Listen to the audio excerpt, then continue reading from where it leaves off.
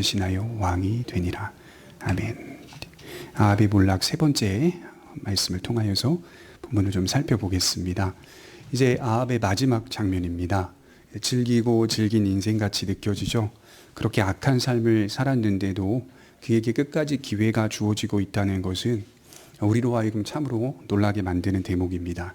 어떤 일을 향한 하나님의 긍휼의 마음을 볼 수 있습니다. 하나님께서는 이처럼 누군가에 대한 긍휼과 사랑을 풍성히 나타내시기도 한다는 것을 짐작할 수가 있을 겁니다.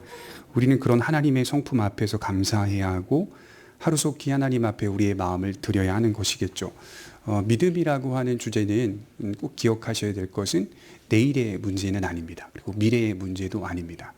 믿음이라고 하는 문제는 오늘의 문제이고 지금의 문제라고 성경은 말씀하고 있습니다.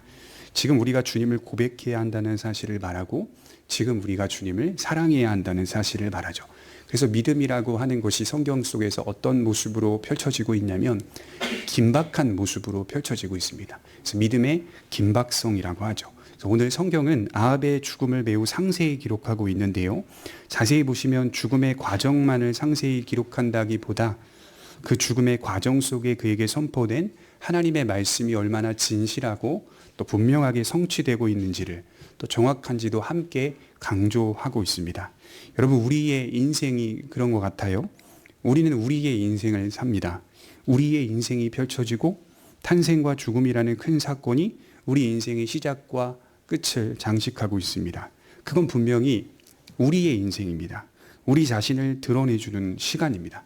그런데 성경적인 관점으로 보자면 우리의 인생 속에는 하나님의 말씀이 정확하다는 것을 하나님이 증거로 남겨놓았다는 사실을 기억해야 합니다. 우리가 살아낸 인생의 흔적들을 상세히 연구해 보면 하나님의 말씀이 정의한 대로 인간이 어떠한 존재인지를 말하고 있는 대로 그렇게 우리는 살아가고 있다는 것을 알아야 합니다. 우리의 경험과 성경의 가르침이 서로 대조되거나 대치되지 않고 우리 자신이 드러내는 인생의 시간과 세월들이 하나님의 말씀과 매우 부합한 삶을 살았다는 것을 깨닫게 되는 것이죠.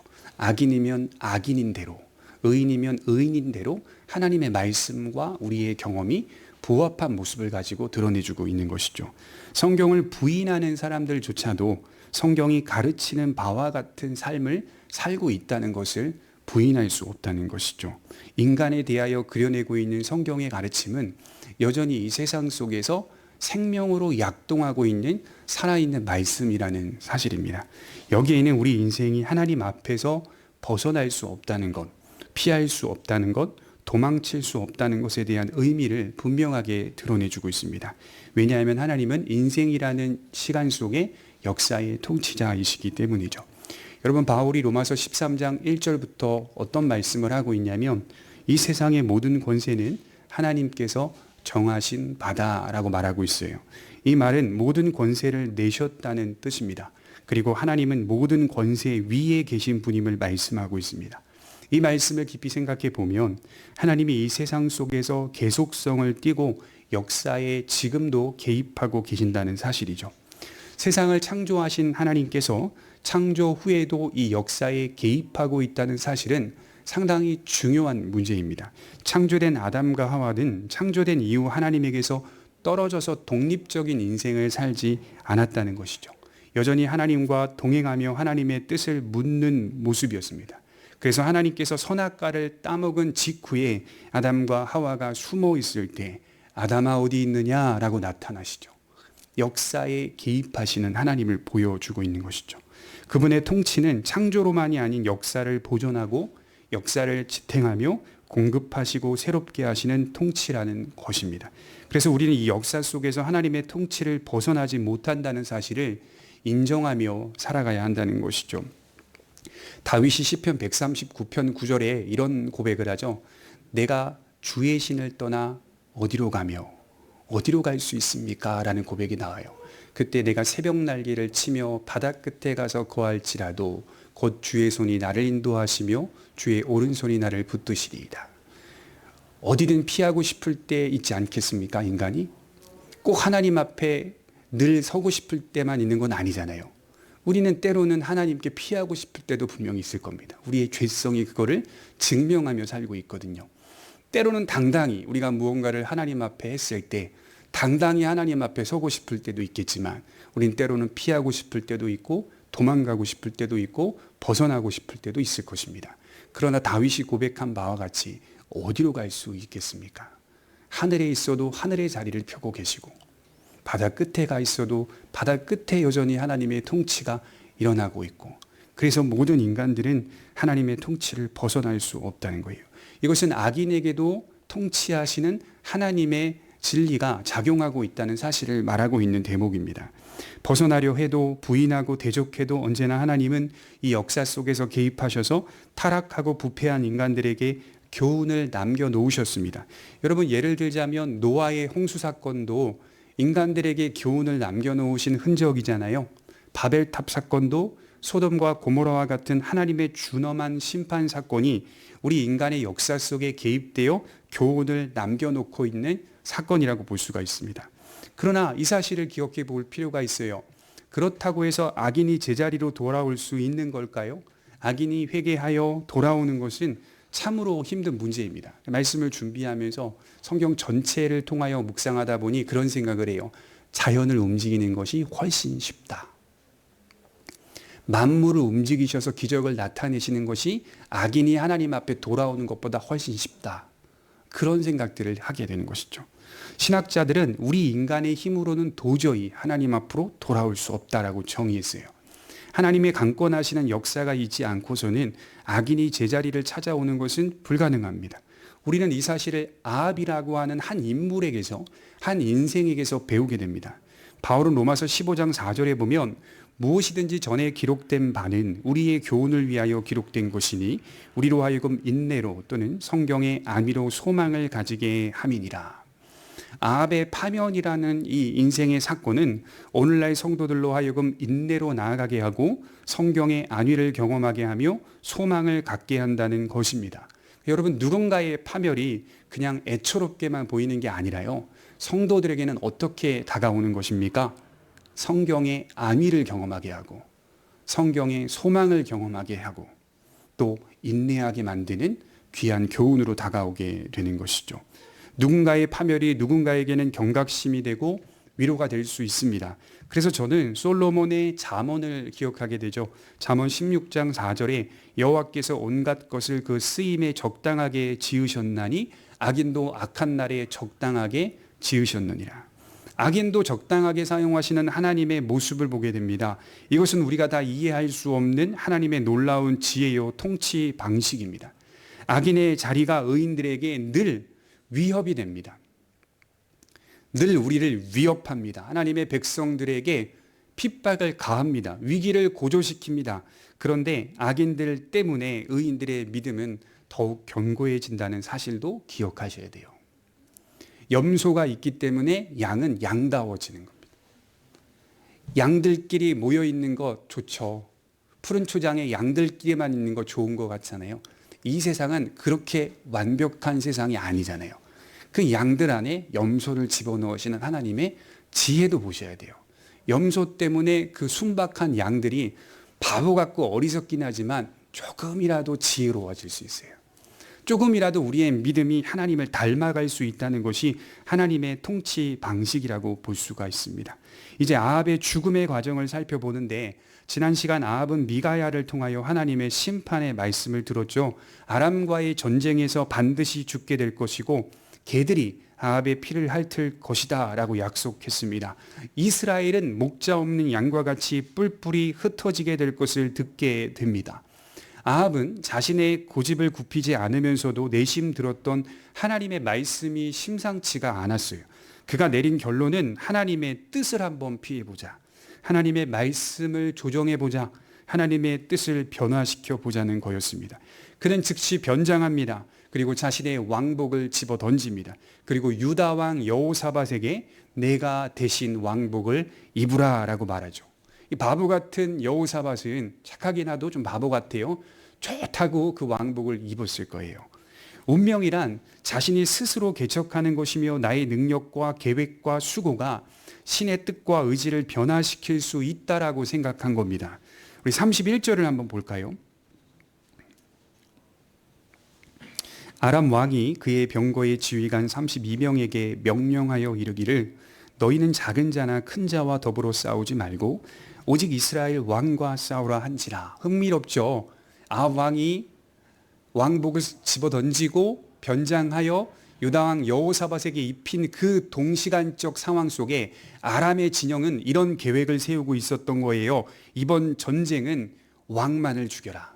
왕복을 입은 사람만을 죽여라. 여러분, 아합의 변장술이 성공했습니다. 아람이라고 하는 나라는 전쟁의 작전을 세웠죠. 그 작전은 흥미롭게도 왕복을 입은 자를 공격하는 작전이었어요. 오직 왕만을 공격하여 넘어뜨리면 성패가 갈라질 것이다. 아합이 세운 계략과 잘 맞아 떨어진 겁니다. 어찌 보면 아합은 명철하고 똑똑한 사람일 수 있어요. 이 작전이 성공한 것처럼 보이기 때문입니다.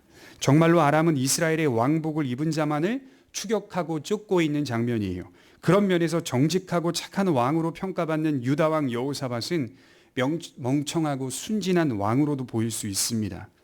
여러분, 아합은 지금 성공한 것처럼 보입니다. 어느 정도 얼마간 성공한 것은 사실입니다. 그래서 저는 첫 번째로 좀 생각해 볼 수 있는 것이 악의 유능성에 대해서 말씀을 드리려고 해요. 이 세상 현실 속에 존재하는 악은 유능하다라고 말하고 싶습니다. 악이라고 하는 것이 이 세상 현실에 잘 적응할 수 있는 도구입니다. 하나님에 대한 손보다 악이 훨씬 더 유능해 보입니다. 그리고 이 세상 모든 면에 잘 적응할 수 있는 도구입니다. 사람들이 악하다고 할 때 우리는 어떤 살인이나 어떤 성적인 범죄나라고 하는 극단적인 사건이나 상황을 보면서 말하지만, 그러나 성경이 말할 때는 그 정도를 떠나서 모든 면에서 인간은 악하다는 사실을 말하고 있잖아요. 그러니까 드러나지 않는 부분에서도 악한 본성을 가지고 있다라는 겁니다. 그리고 그러한 것들을 즐기며 자신을 포장해 간다는 것을 보게 되죠. 그래서 사람들은 그것을 도구 삼아서 자신의 존재를 세워가고 관계를 세워가며 자신의 만족을 일으켜 가고 있습니다. 여러분, 전도서 7장 16절을 한번 찾아보겠습니다. 전도서 7장 16절입니다. 전도서 7장 16절입니다.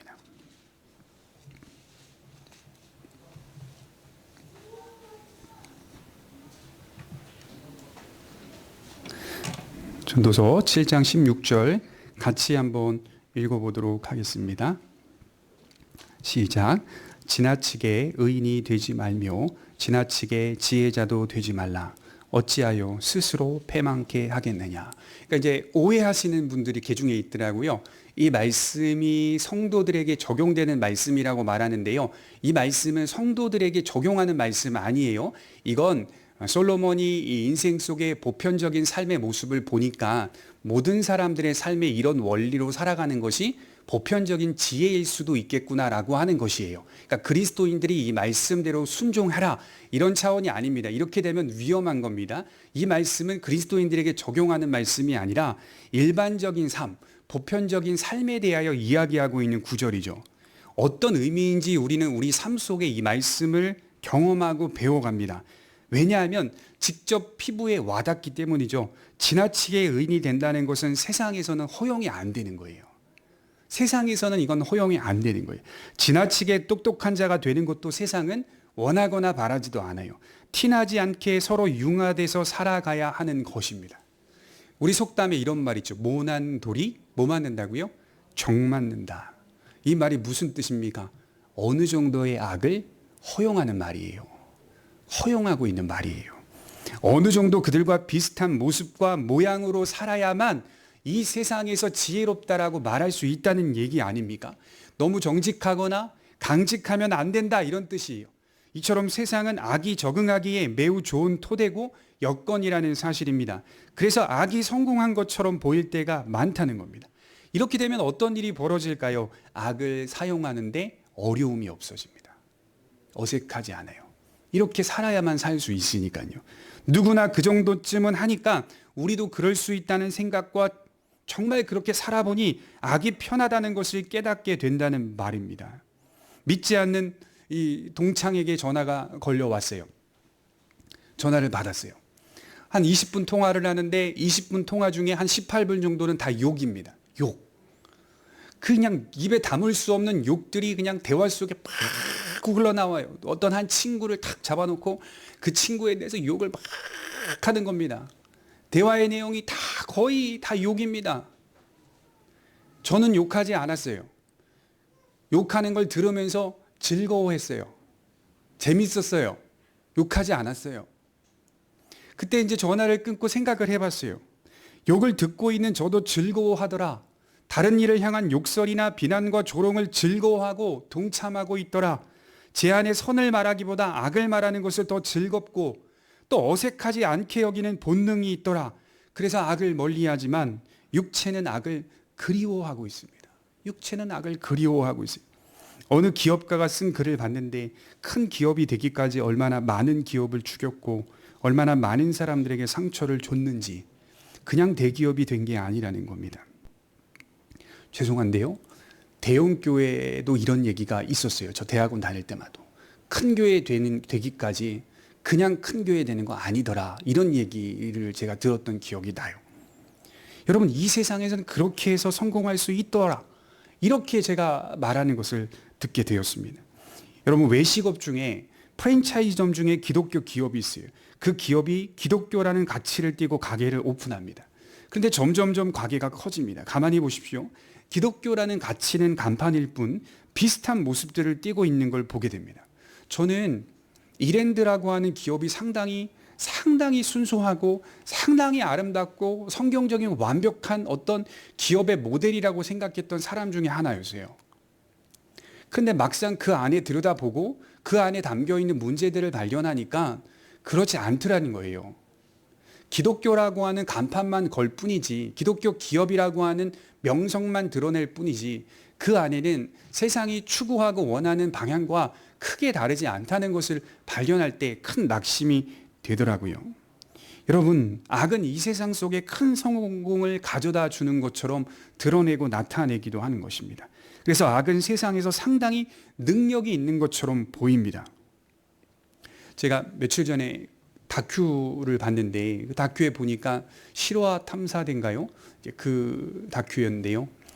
거기에 이제 도박 중독에 빠진 한 40대가 못된 젊은 청년의 이야기를 다루고 있더라고요.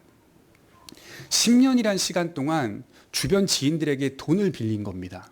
근데 뭐 몇만 원, 몇십만 원, 몇백만 원, 몇천만 원, 몇억. 그렇게 빌린 돈이 수십억이 돼요. 수십억이. 그래서 구치소에 갔다가 징역을 살고 나왔는데도 그 버릇을 못 고치고 계속 또 돈을 빌리고 있는 실정에 이제 PD가 취재를 하는 겁니다. 거기에 인터뷰를 하러 나와서요. 이제 대화를 하는데요. 그 사람이 굉장히 인상 깊은 말을 해요. 뭐라고 말하냐면요. 돈을 빌리는데요. 온갖 수법이 다 생각난답니다. 다른 사람들한테 돈을 빌리는데 누가 가르쳐 주지 않아도요. 머릿속으로 아주 창조적인 수법들이 다 생각나요. 그래서 돈을 빌려줄 수밖에 없는 상황들이 생각이 난다는 거예요. 악이라고 하는 것이 얼마나 창조적인지, 얼마나 유능한지 누가 가르쳐 주지도 않아도 본능적으로 생산해내고 있는 것을 경험하고 있는 것이죠. 제가 마지막 장면에 얼마나 웃었는지 몰라요. PD님, 출연료 언제 나와요? 그 자기가 인터뷰를 하는데 PD가 드리면 또 도박하실 거잖아요 라고 말했더니 그거는 금액에 따라 다른 겁니다. 이렇게 말을 하는 거예요. 전화를 끊었는데 또 1시간 후에 PD가 다른 취재랑 또 전화를 해서 PD님 조금 급한데 출연료 언제 나와요? 부끄러움이 없어요. PD가 그 전화에 아주 절절 매고 있더라고요. 또 전화 올까 봐. 계속 출연료를 요구한 이 처리되지 않고 있는 그 분의 모습을 보니까 안타깝다는 생각을 하게 되는 것이죠. 우리가 두 번째로 생각해 봐야 할 것은 악의 무능성에 대한 주제입니다. 우리 34절을 한번 보겠습니다. 본문 34절입니다. 같이 읽겠습니다. 시작. 한 사람이 무심코 활을 당겨 이스라엘 왕의 갑옷 솔기를 마친지라. 왕이 그 병거 모는 자에게 이르되 내가 부상하였으니 내 손을 돌려 내가 전쟁터에서 나가게 하라 하였으나 이날에 전쟁이 맹렬하였으므로 왕이 병거 가운데 붙들려 서서 아람 사람을 막다가 저녁에 이르러 죽었는데 상처에 피가 흘러 병거 바닥에 고였더라. 제가 악이 유능하다라고 말씀을 드렸어요. 그런데 악이 얼마나 무능한지도 드러내주고 있습니다. 어느 이름 모를 병사가 무심코 쏜 화살이 아합에게 명중하게 되는 장면이죠. 이제 오래전 성경, 지금 성경 말고 개역 성경에 보면, 개역 한글 성경에 보면 이 부분을 아주 상세히 표현하고 있는데요. 34절을 옛날 성경으로 한번 읽어보겠습니다. 한 사람이 우연히 활을 당기어 이스라엘 왕의 갑옷 솔기를 쏜지라. 여기 우연이라는 단어가 오늘 개역 개정에는 무심코로 바뀌어서 번역이 됐는데 원래 엄밀한 의미는 우연히라고 하는 단어가 훨씬 가깝습니다. 우연히 쏜 화살에 아합이 맞게 되고 죽게 됩니다. 이 우연이라는 영역을 정의해 봅시다. 우연은 이 세상 현실로 보게 되면 아무 원인도 없고 이유도 없이 일어난 또 발생한 일이다라고 말할 수 있겠죠. 인과 관계없이 뜻하지 않게 일어난 일이 우연이라고 하는 영역입니다. 사람들은 그것을 우연이라고 정의합니다. 그런데 오늘 성경은 우연은 하나님의 통치 방식 중 하나다라고 말하고 있어요. 그것은 하나님의 영역이고 즉 하나님이 일하시는 방식 중 하나라는 뜻입니다. 그래서 성도는 세상 사람들처럼 이해하지 않아요. 우연도 하나님 안에서 필연으로 바라봅니다. 이걸 다른 말로 신학적으로는 섭리라고 표현해요. 섭리. 하나님의 섭리로 믿습니다. 그런데 제가 가만히 생각해 봤어요. 오늘 우연에 대해서 묵상하다 보니까 우연이라고 하는 것이 제 인생 가운데 얼마나 많았는지를 돌아보게 됩니다. 이 자리에 서기까지 수많은 우연들이 있었더라고요. 한 인간의 삶을 자세히 살펴보면 정말 많은 우연이 작용합니다. 우연 없이 세워지는 인생은 없다라고 말할 수 있어요. 어떤 작가가 뭐라고 말했는지 아십니까? 인생은 우연이라는 바다에 떠 있는 작은 섬과 같다. 인생은 우연이라는 바다에 떠 있는 작은 섬과 같다. 20세기의 최고의 설교자, 개혁주의 신학자 중 하나를 꼽으라고 한다면 의사 출신인 마틴 로이드 존스 목사님이십니다. 이 마틴 로이드 존스 목사님은 영국에서 의사로서 활동한 분이에요. 젊은 시절 어느 날 왕실 의학협회에서 주최하는 만찬에 초대되었다고 합니다. 거기 가보니까 이게 똑바로 볼 수 없을 만큼 아주 명성이 뛰어난 쟁쟁한 의사 선생님들을 보게 되었다는 거예요. 그런데 우연히 무심코 지나가다가 의사 선생님들의 대화를 듣게 되었다는 겁니다. 그 대화의 내용이 다음 회장은 누가 하고, 부회장은 누가 하고, 총무는 누가 하고, 서기는 누가 하며 그런 내용으로 모의하는 정치적인 모의를 하고 있는 대화였다고 합니다. 그때 로이드 존스 목사님이 의사가 고작 이런 것인가? 회의감이 들었대요. 의사라고 하는 직업이 고작 이런 것인가? 고민과 기도를 거듭해서 목회자로 진로를 틀게 됩니다. 우연히 듣게 된 대화를 통해서 자신의 소명의 길이 바뀌게 된 겁니다. 우연히 듣게 된 대화 때문에. 여러분, 우리 모두는 수많은 우연 속에서 자랐습니다. 이해할 수 없는 만남도 있었고, 생각지 못한 성취도 있었고, 실패도 있었고, 발전도 있었습니다. 그 모든 것들 속에 우연이 작용했습니다.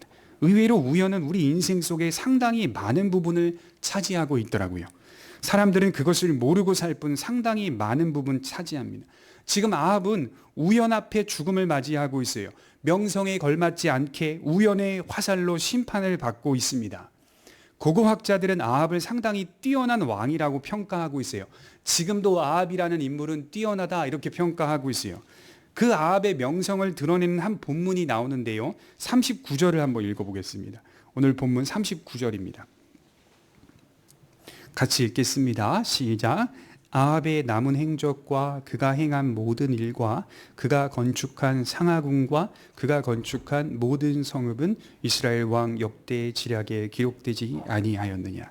여기 보면 아합에 대한 평가를 건축이나 성읍으로 하고 있는데 그중에 이 건축한 궁전이 좀 독특한 궁전이 하나 나오죠. 상하궁과 여러 성읍들을 건축하는 데 힘을 쏟았다.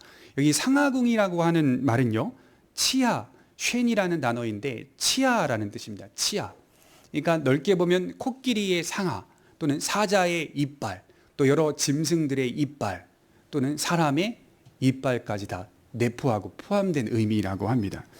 얼마나 멋진 특별하고 독특한 궁전을 세웠는지. 상하궁. 보통은 금으로 세운 궁이나 이런 궁을 세우잖아요. 그런데 상하궁을 세웠다. 아주 고급스러운 자재를 사용한 아름다운 궁전이 있었다는 뜻이 담겨 있다는 겁니다. 제가 초등학교 때 기억납니다. 저 때까지만 국민학교 때였는데 강화도인가요? 그 소풍을 갔는데 거기서 이 상아로 만든 목걸이를 이렇게 판매하는 그런 잡상인들이 있었습니다. 근데 그때도요, 이 상아로 된 이 진짜 상아냐 가짜 상아냐 막 이런 얘기가 있었거든요. 상아가 지금 시대에도 상당히 귀한 자재예요. 그죠? 엄청 귀한 자재로 평가받고 있습니다. 이 시대에 정말 궁전을 상아로 지었다는 것은 대단한 건축물을 올린 왕이었다라고 볼 수가 있죠. 그에 대한 평가가 하나님 편에서 내려보면요, 그는 실패의 아이콘입니다. 하나님 편에서는 아합은 실패의 아이콘, 저주와 심판의 대상이었지만 세상 편에서는 성공의 아이콘이었습니다. 여러분, 왜 성공의 아이콘이죠? 가만히 생각해 보세요. 화살 맞은 게 그게 심판이겠습니까? 그 사실은 세상적으로 보면 왕이 전쟁에 나가서 화살을 맞아 죽는 경우가 얼마나 많은데요. 제가 이제 뒤집어서 혼자 묵상해 봤어요. 이게 무슨 심판이지? 이런 생각을 하게 된 거죠. 그냥 화살 맞아서 죽은 왕들이 세상에 얼마나 많은데요. 세상적으로 볼 때에는 누구나 맞을 수 있는 상황, 누구나 맞아 죽을 수 있는 상황, 그건 실패의 아이콘이 아닙니다. 오히려 건축한 성읍을 나열함을 통해서 아합은 여전히 성공의 아이콘이 될 수 있었다는 것이죠. 그러나 그가 어떻게 무너졌습니까? 본질적으로는 하나님의 말씀을 통해 무너집니다. 그러나 표면적인 과정은 우연에 의해서 무너지게 됩니다. 세계를 정복한 어떤 책에 보니까 알렉산더 대왕이 어떻게 죽게 됐죠? 모기에 물려서 죽게 되었다. 되게 굉장히 공허했거든요. 제가 그거 보면서. 우연에 의해서 죽게 된 거 아닙니까? 악이 아무리 유능해 보여도 악은 어느 이름 모를 병사가 쏜 화살에 허무하게 무너진 겁니다. 그냥 한 발 쏴야겠다라고 생각하면서 던진 화살이 맞게 된 거죠. 그런데 이 화살이 하나님의 통치 속에 있었다는 것, 하나님의 말씀을 성취하는 화살이었다는 것을 생각해 볼 때 아무리 유능해 보이는 악이라 해도 악은 무능한 겁니다. 우연이라는 영역은 우리에게 그냥 우연인 것이지만 하나님께는 우연도 필연이었다는 것이죠. 그래서 여러분, 모든 순간순간을 잡고 계시는 하나님을 보셔야 합니다. 모압 여인 룻이 너무 배가 고파서 이삭을 줍기 시작합니다. 줍다 보니 어느덧 보아스라는 사람의 밭에 이르게 되죠. 그 밭이 보아스의 밭이라는 그것도 모른 채 정신없이 이삭을 줍기 시작합니다. 룻기 2장 3절은 이렇게 말하고 있어요. 룻이 가서 베는 자를 따라 밭에서 이삭을 줍는데 우연히 엘리멜렉의 친족 보아스에게 속한 밭에 이르렀더라. 때마침 보아스가 그 소녀를 보았고 그 우연에 의해서 그 소녀를 사랑하게 됩니다. 이 만남을 통하여 부부가 되었고 다윗 왕가가 세워지게 되는 것이죠. 그리고 그리스도 예수께서 오시는 길이 열립니다. 저도 저희 아내를 만날 때 첫 만남이 지금도 기억나는 게 대학교 때의 그 채플실, 경건회에서 학생들이 모이는 채플실에서 예배를 드리는데 그 한 자리 빈 자리에 제가 이제 자리가 없어서 앉았는데 그 옆자리에 앉아 있었거든요. 그리고 보고 예배 끝나고 해야겠다 이제 생각하고 고민하고 이제 따라다녔던 기억이 납니다. 그 우연이 생각해 보면 하나님의 필연일 수 있었겠구나. 하나님의 만남과 하나님의 연출일 수 있었겠구나라는 생각들을 해보게 되는 것이죠. 하나님의 섭리요, 하나님의 필연이라는 사실을 하나님의 백성들이 인정하고 사는 것. 저는 한편으로 이렇게 생각해요. 우연은 숨기시는 하나님의 지혜다라고 말할 수 있습니다. 마태복음 13장 11절에 보면 대답하여 가라사대 천국의 비밀을 아는 것이 너희에게는 허락되었으나 저희에게는 아니 되었나니. 씨 뿌리는 자의 비유를 말씀하면서 천국의 비밀이 너희에게는 허락되었지만 저들에게는 안 되었다라고 말씀합니다. 하나님의 예정과 섭리를 말하는 겁니다. 불신자들은 여전히 우연으로 일어난 일을 우연의 영역으로 이해하지만 여전히 그래서 그 악한 자리를 고수합니다. 그들에게는 어떠한 의미도 없어요. 우연입니다. 그러나 믿음의 사람들에게는 우연은 하나님의 섭리고 하나님의 예정입니다. 그리고 하나님의 깊은 지혜입니다. 은밀히 숨어서 역사하시는 하나님의 손길입니다. 하지만 저들은 모르죠. 이것이 천국이 비밀스럽다는 의미입니다. 그리하여 우리는 삶의 모든 순간순간을 하나님이 아시고 보시며 정하신다는 것을 확신하며 하나님을 의지해 갑니다. 그리고 이 역사의 통치가 우리의 인간적인 답답함으로 인하여 바꿔보고 싶고 또 뛰어들고 싶고 변화시키고 싶지만 사실은 성도는 어때야 되냐면 한 발짝 물러나는 여유가 있어야 되는 거예요. 세상의 현실, 세상의 정치, 세상의 경제와 문화 이런 흐름들에 너무 직접적으로 뛰어들어서 내가 바꿔보겠다라고 하는 시도는 아주 위험한 겁니다.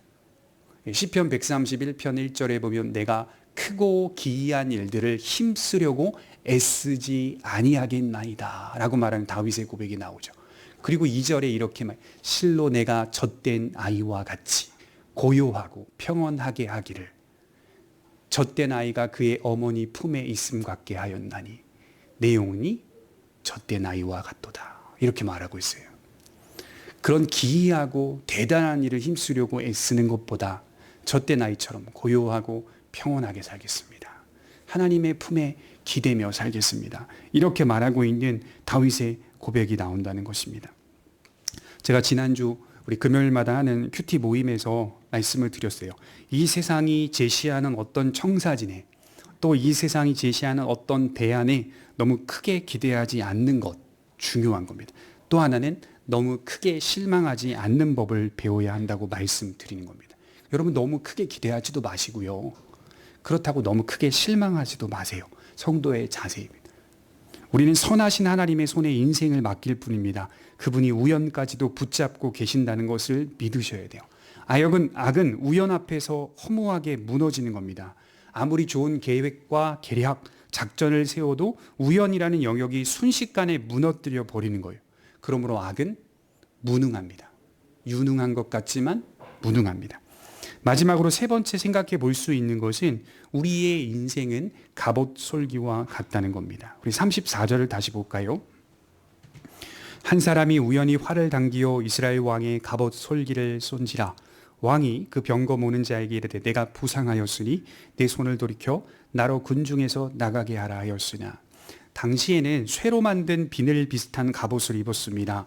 그런데 지금처럼 발달되어 있지 않기 때문에 이것을 조각을 내서 작게 조각 내서 이어 붙였습니다. 이어 붙이다 보면 이런 어깨 같은 경우에는 틈새가 발생되겠죠. 그 틈새를 솔기라고 말합니다. 솔기. 그 자리는 매우 좁고 그곳은 방어가 되지 않는 영역이었습니다. 어느 이름 모를 병사의 화살이 그 작은 틈새에 명중했다는 것을 생각해 보십시다. 인생은 갑옷 솔기와 같습니다. 우리 나름대로 철저히 방어하려고 애를 씁니다. 여러분 바벨탑 할 때 이 바벨이라고 하는 단어가요 성읍을 말하잖아요. 그 의미가 도시나 성읍을 말하거든요. 그러니까 탑 하나 세운 걸 바벨탑이라고 말하지 않고요. 그건 어떤 상징적인 조형물이었고 실제로 인류가 행했던 가장 큰 죄악이 뭐였냐면 성읍을 세우는 겁니다. 요새를 구축해서 신이 손대지 못하도록 신이 통치하지 못하도록 만드는 우리의 도시와 성읍을 만들자라고 할 때 바벨이라는 단어를 쓰고 있는 것이죠. 누구도 침범할 수 없는 우리만의 성읍을 계획하자. 우리가 잘 아는 건강기능식품 중에 프로폴리스라는 기능식품 있죠. 이게 굉장히 재밌는 뜻인데요. 헬라어 프로라는 단어와 그다음 폴리스라는 명사가 합쳐진 합성어입니다. 전치사 프로가 무엇 앞에라는 뜻이고요. 폴리스는 도시나 성을 뜻하는 명사입니다. 그러니까 앞에서 뭘 지킨다는 것이죠? 성을 지킨다. 도시를 지킨다. 그게 프로폴리스예요.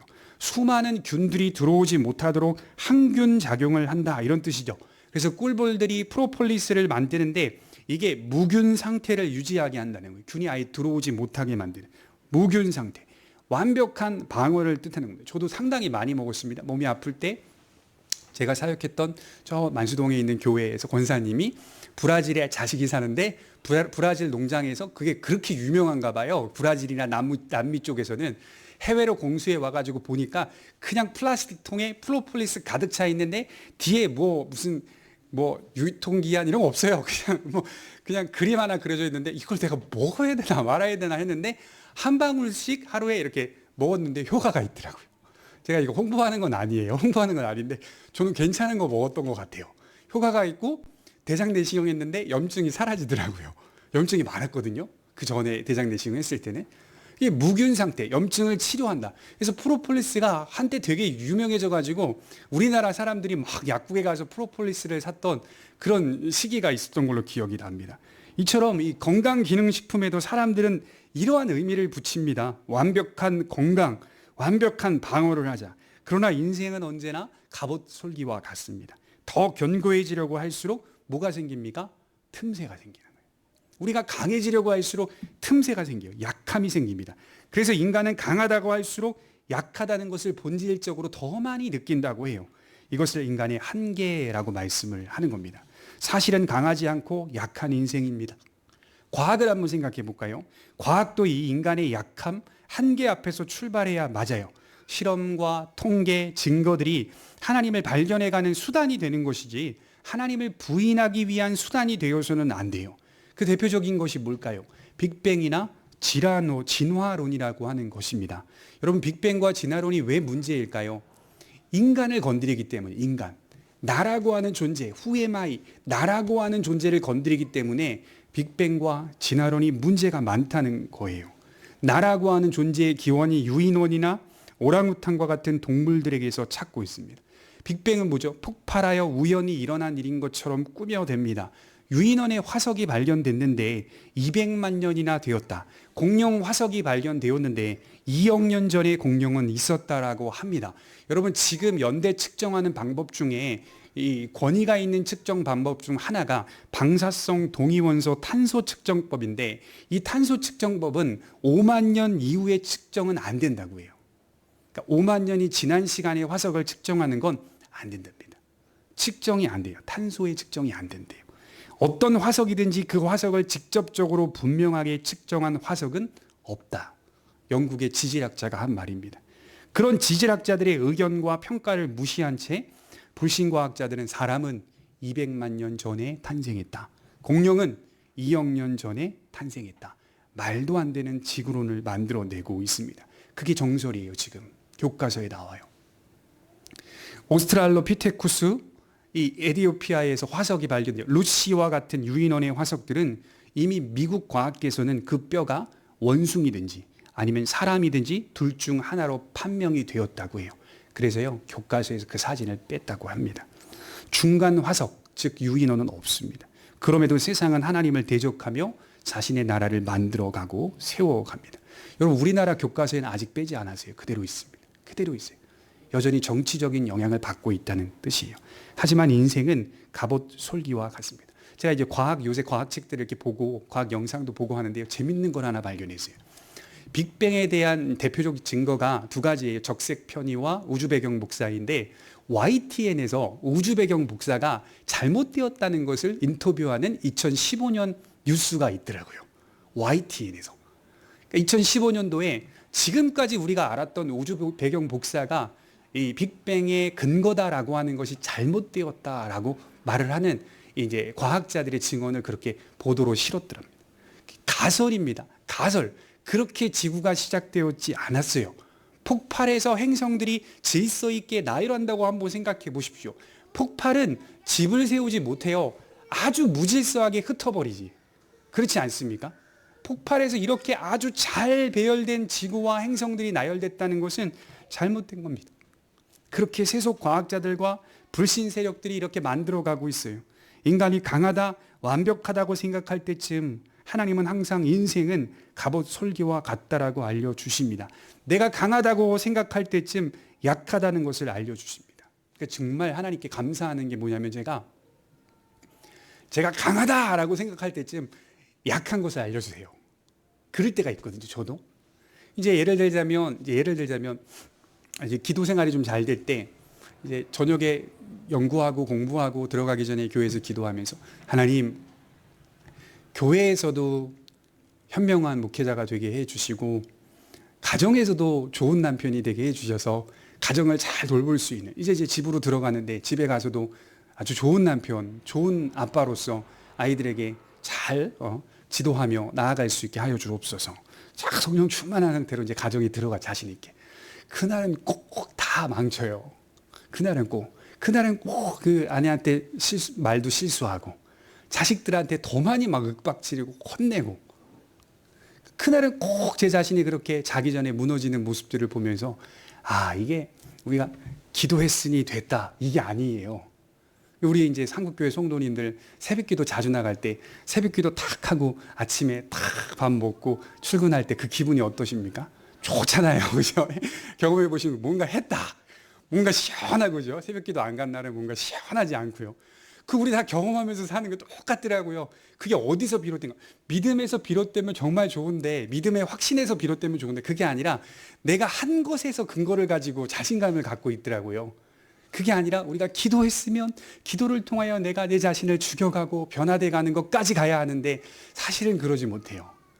그러니까 내가 강하다고 생각할 때쯤 하나님이 약한 것을 알려주셔서 우리가 하나님께 기대지 않고서는 설 수 없다는 것을 깨닫게 해주십니다. 인간이 책임져 주지 못합니다. 그 사실을 발견하는 게 인생입니다. 가만히 생각해 보세요. 만들어진 모든 것들은 다 이유와 목적이 있습니다. 자동차를 왜 만들었어요? 이유와 목적이 있기 때문에 만들었죠.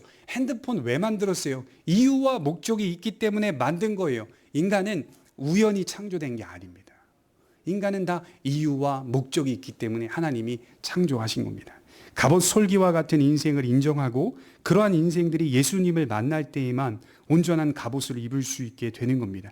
그리고 우리는 예수 그리스도의 강함을 경험하며 살게 되는 것이죠. 바울이 에베소서에 뭐라고 말했습니까? 전신갑주를 입으라. 그냥 입습니까? 아닙니다. 그리스도의 전신갑주를 입으라. 계속 강조하죠. 그리스도 빼고 갑주를 입는 일은 없다라고 하는 것입니다. 말씀을 마치겠습니다. 한 주간 갑옷 솔기와 같은 인생을 많이 경험하시기를 바랍니다. 동시에 갑옷 솔기 같은 인생들을 온전케 하시는 하나님의 은혜 또한 풍성히 경험하시는 한 주가 되시기를 바랍니다. 기도하겠습니다.